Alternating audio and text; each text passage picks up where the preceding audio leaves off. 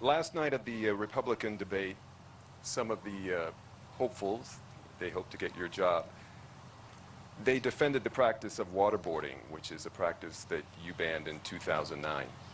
Herman Cain said, quote, "I don't see that as torture." Michele Bachmann said that it's, quote, "very effective." So I'm wondering if you think that they're uninformed, out of touch, or irresponsible. That's a multiple choice question, isn't it?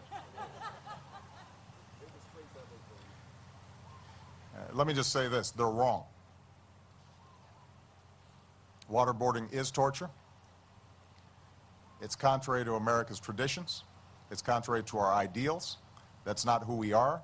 That's not how we operate. We don't need it in order to prosecute the war on terrorism. And we did the right thing by ending that practice. If we want to lead around the world, part of our leadership is setting a good example.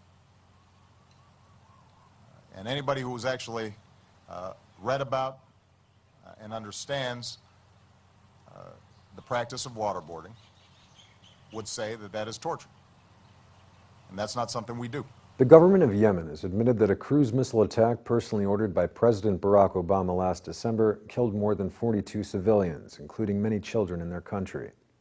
Yemen's Deputy Prime Minister for Defense and Security, Rashad al-Alimi, apologized to victims' families this past week for the deaths during the airstrike, which was meant to target alleged al-Qaeda operatives.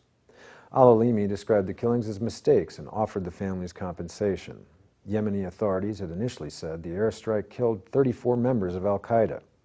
But a spokesperson for Yemen's Southern Movement, which is demanding independence in the country's southern region, says the government must do more for families of the civilian victims killed or injured in the airstrike in the Abyan village of Al-Majala.